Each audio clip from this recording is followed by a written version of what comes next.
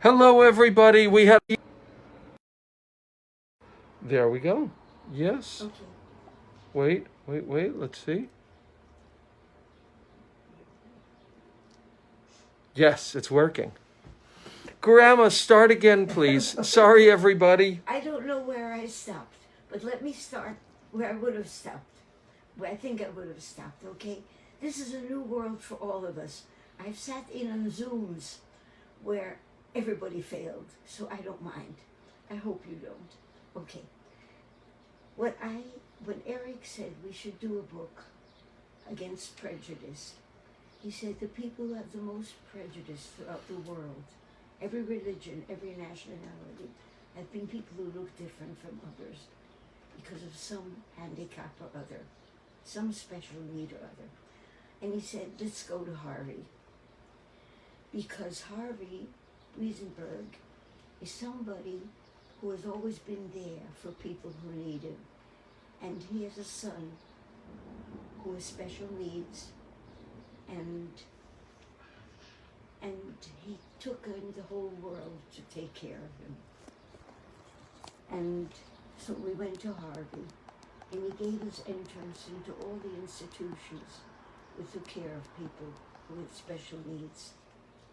And he's still doing that. And he called me and he said, Hedy, I'm going to do a book.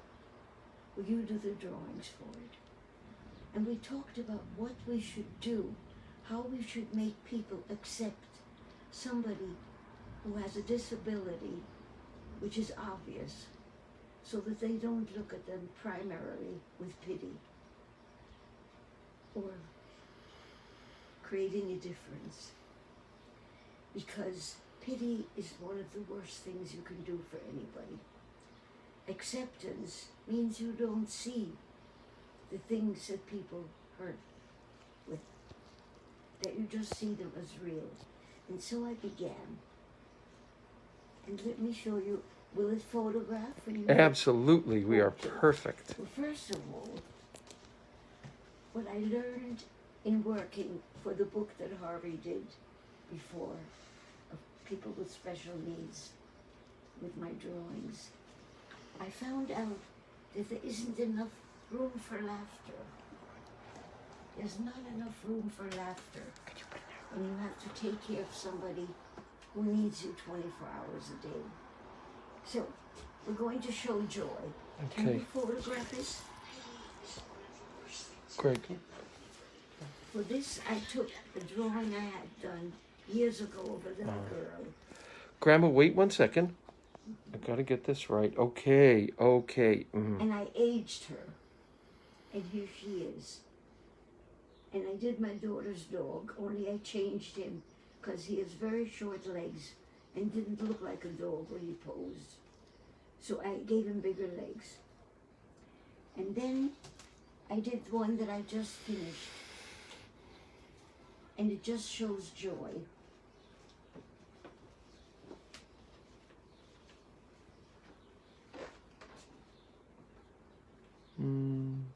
It's how we want to be seen. It doesn't matter what we look like, but we are people who can laugh and cry and experience joy. And Harvey's son cannot speak and is blind and perhaps cannot hear. But he can make motions when he shows pain. And I did this because... Mom, 1 second. Sure.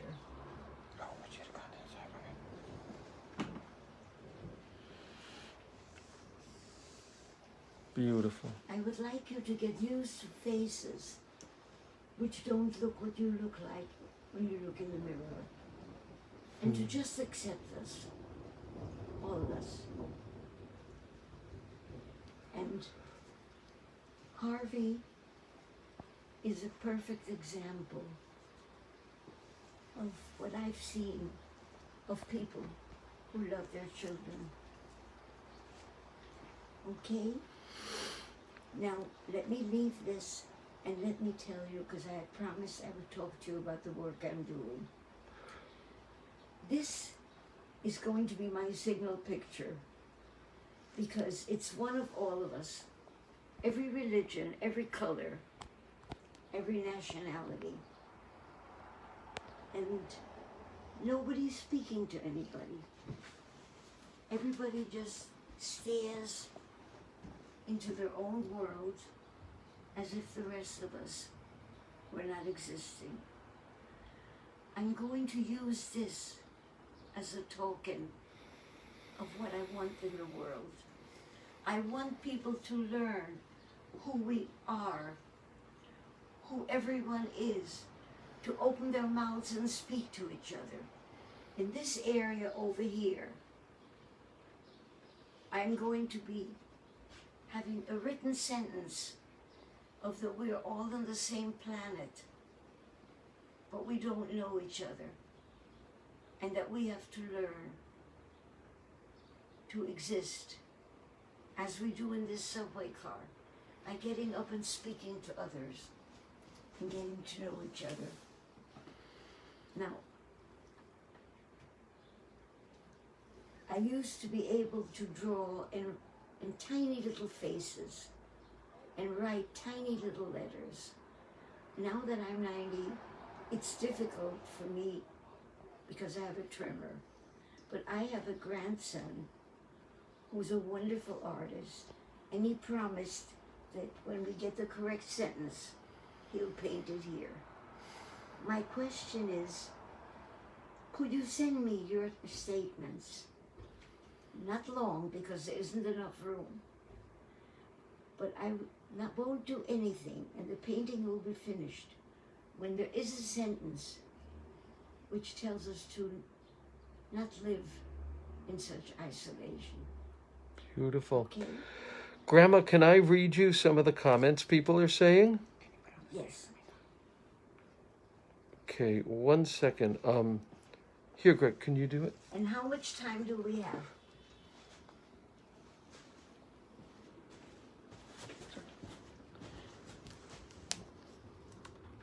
We have like 20 minutes.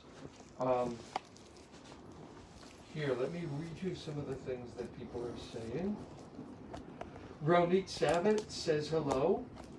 Eileen and Mary and Sandy are watching with us. Cynthia Yonker says, hi, Hedy. Look, you're facing me. Nice to see you. We're so sorry that Jess isn't here, and we're not quite as good at this as Jess is, but we're getting there. Thank you. I love you also. Eileen Cutler says, hi, sweetest Hedy and magnificent family, looking and sounding good. Tammy says it needs to be louder. If you could be a little bit louder. For you, Tammy, I shall be loud. Do you think, Greg, that her should be... I'll stop being ladylike. Okay. Okay, and let's see, what else? Joe Tripp. Elena says, love you, Hedy. Shirley Baker says, so great to see you. Thanks for your wisdom. Eileen Cutler says, Tikkun Olam, repairing the world. Yes, you are. Okay, then let me tell you about the Lower East Side, okay? Okay. I have it all written of what I was going to say, but I don't want to waste time by reading. But I began by writing in 1973. 25 years ago, I began to draw the Lower East Side. And I never did anything publicly. I would draw where nobody could see me. And one day my daughter said, Mom, what do you really want to do? And I said, I would like to learn how to paint what a street is. And she said, why don't you? And I said, women born in Europe who were middle-aged, at that time I wasn't old, I was middle-aged, don't sit on street corners. And she said, why not? And I said, because I can't. So she said to my husband and my son, one wants to sit on a street and paint, And he said, why don't you? What are they going to do? Arrest you? And they gave me courage. And I began. And the first thing I did was, my daughter had to drive me into Manhattan because I didn't dare drive over a bridge, a big bridge, any bridge. And when I got to Orchard Street, I sat down knowing that I would stay here for an hour, take photographs, place the canvas, the buildings into the canvas, and go home. Because you don't sit on street corners if you're a middle-aged woman. I wish I were middle-aged so I could do it right now still. But what happened was, I sat on the corner of Orchard and Delancey, and the comments were amazing, because when I began to paint, the first thing I did was large shapes of the buildings.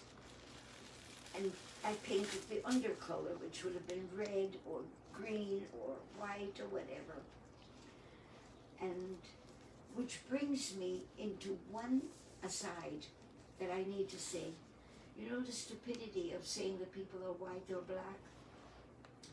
If I paint the portrait, to begin with brown. If I would begin with white, people would look like Casper the Ghost. If I would begin with black, where do the shadows go? So just know the basis of all our skins is a shade of brown.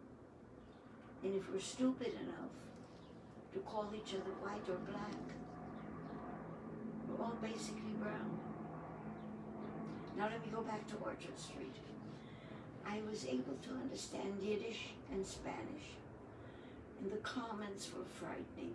The one that I really remember the most is somebody who patted me on the shoulder and said, "It's good you keep busy." And another one said, "Oy vey." And another one said in Spanish, "Ay, que malo." And I knew at that moment that I had to come back and come back. I wouldn't allow anything to stop me because I fell in love with Orchard Street. My lucky thing was, the corner was the Muscat store, and the handyman began to sort of take care of me. In other words, he would explain to people, "Don't worry, it'll become a window," or "Don't worry, this will happen," because he would ask me. He felt so sorry for me. And I kept coming back. And the owners of the building, and I spoke to an attorney first of all, and I said, "If I do this, what makes it okay?" She said, "Don't mention the names of people who own the paintings. And don't mention the last names of anybody on that street." So, okay. Somebody named Joel said, "Do you need a restroom? You can go into that building over there." Somebody else said, "You need a cup of coffee." And so on and so on. And I knew I would stay here forever. I did over 40 paintings of a couple of blocks because, for example, in some of those blocks, I produced so many paintings because each place was different. The people are the same in a lot of them. And Tony, the man who was the caregiver there, the caretaker, he was also a reverend and preached. And let me take a quick look at my notes. And we have some questions for you too, Let Grandma. me just show you the photograph Of course. of the building, of the first. Here it is. At that time, we didn't know that these would become very important that the Lower East Side was changing so rapidly, was becoming gentrified, which it is now. You probably couldn't afford it now. But we were photographers. Can you see this picture? Yes. Wonderful. I have records because I wanted to originally someday to do a book, but I'm having something better. My grandson, Jesse, is doing a website for me, and all the stories that I have will go into the website with each of the, at the moment, 91 paintings. Okay, shall I stop talking? Well, can we just ask you, can I read you some questions people have? Sure. So Tammy says, I feel like I know Orchard Street. And she also asked, how old was your daughter when she asked you what you really want to do? In 1973, you guys figure out, Tammy, you're bright anyway. You're more methodical than I am, and I know you so well. She is now 65. Okay. Minus 47. 38. Whatever it is, she knew what I wanted to do. 18. She is 18. She was 18 or 19, something like that, yes. But Tammy, my kids have been watching me draw all my life. And I guess my family knew that someday I would have to, thank you, I'm a klutz, that someday I would have to do something with these things. But I never knew there was an invention called Facebook in 1940. 73. 1973. And I'm not scared of it anymore. But Tammy, you're the one who began me. Tammy asked me, how many paintings have you done? And I told her, and she said, but where are they? And she made me look through all my records and suddenly realized I have everything. And long stories. So you have to wait until my grandson finishes with my website and all the stories will be in there. And Lorraine Spall says, Hedy, you are such an amazing spokeswoman for all of us. Were brushes made of human hair when you started painting? Today, I presume they're synthetic. Difference, and how do you choose the size and shape of a brush? Knowing you, I am safe because you will say no question is stupid. No, this is a brilliant question because I suffered so until I found out. When I began, when I was young, how old was I if I'm 90 now? And I began this in 1973. 73. In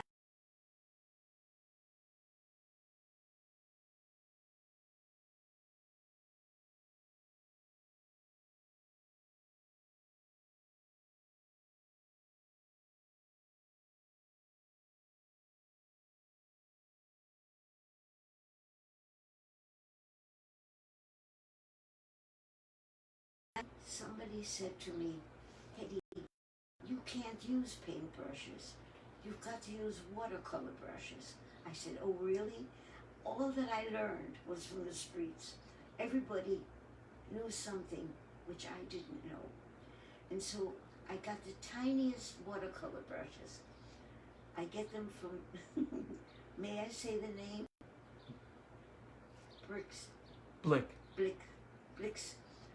There's a young woman who works there, and I call her and I say, I need 3 000s or something like that, and the correct brown, and I get them, and I still use them. They're like little hairs. But in this, I had to do big faces because I have a tremor. And it's such a joy to do something where I can see what I'm doing when I put my brush there. Now, in this... There, you're back. Can you I'm say that back. again? Mm-hmm. Guys, you know what I feel like? Like the astronauts when they put up the first spaceship. And everybody around the world waited. And then suddenly, I've seen people on the moon. And I'm looking at them helping me. Do they realize they're on the moon with me? We have some more wonderful comments. Sandy said, I love you, Aunt Hedy. You're amazing. Michelle said, you look absolutely lovely tonight, Hedy. This is wonderful. Thank Joe you for Trips. the compliments. Joe Tripp said, love this. Love Hedy. She is amazing. There, you're back. Okay, by the way, Tammy said that she watched on the big screen and then everything was okay. Please don't watch on a telephone. Because the telephone is tiny, and if you expand it, it still looks freakish. I have a question. Yes.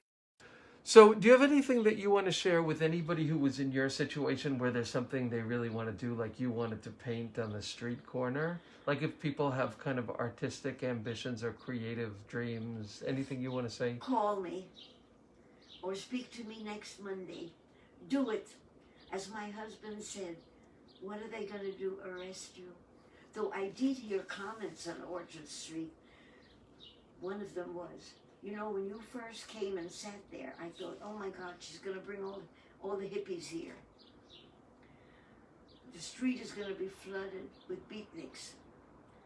Well, it takes so much courage and strength to sit on a street corner and paint things which look so ugly at the beginning that whoever sits there, welcome them.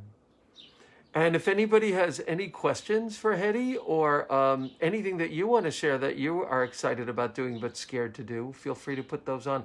Or Hedy's the best coach in the world, so you can ask anything. Okay. But you And if you can't ask anything right now, think of it for next week. But let me just say one thing about us human beings. Make the planet want us. There are such wonderful people. I'd like to tell you what I learned from Dr. Joe. Dr. Joe works with people who, he's, I guess, a radio personality, but he's also on Facebook. And he taught me to speak as I did last week about anger. That anger is a good thing because it causes people to change things. But hate is bad. Use respect when you do something.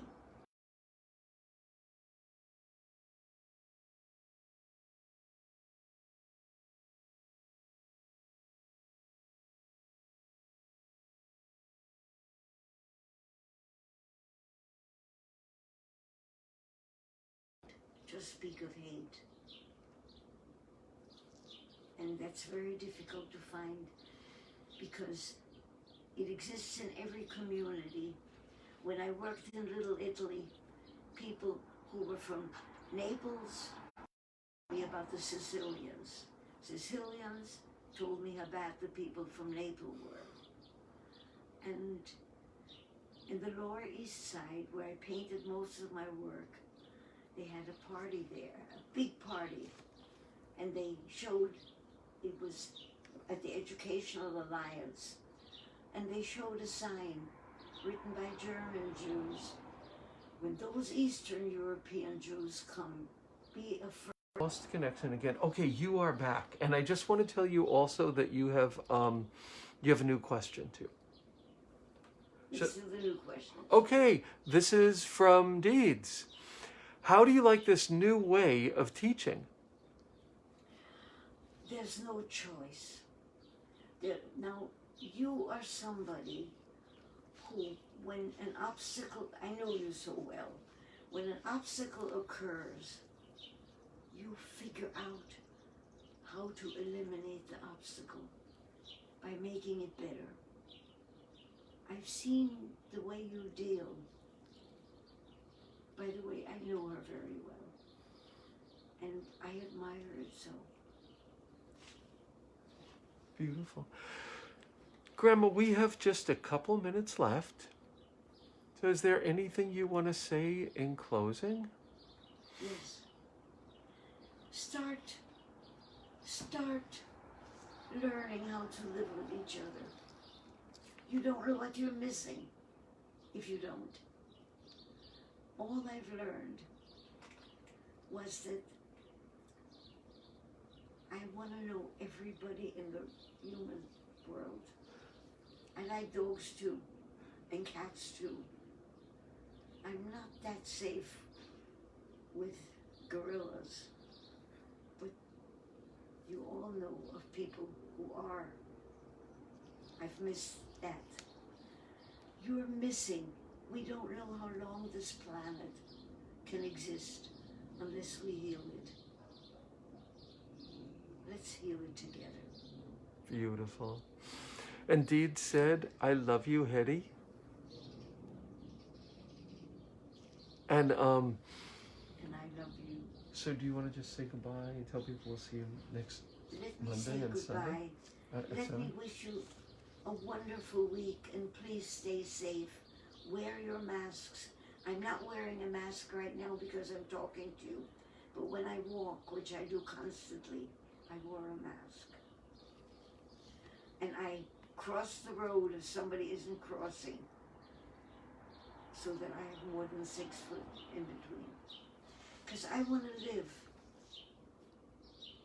And this is not the only disease that has hit us. There have been others. And it's a small price to pay to change my lifestyle.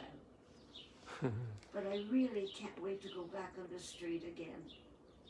And I do have to wait. I just want to read you some comments that people said in closing. Laura O'Shaughnessy Swan said, Hedy, you're a beautiful sage. I see you and I understand. We're seeing a million heart bursts also on the screen. Johanna, thank you so much, Hedy, for sharing your knowledge and experience. Michelle, Hedy, you have seen so much in your life. Thank you for sharing your experiences with us. And Sandy, see you soon, and Hedy, hopefully. And Joanne Reese Raches, I agree with your every word. Have a good week. Okay. I love you all. Thank you. And I love my family for making this possible. And I miss Jessie and I miss Mary because they first set me up. But now they're working and they're with regular people and they can't be with their grandmother anymore. But this too shall pass.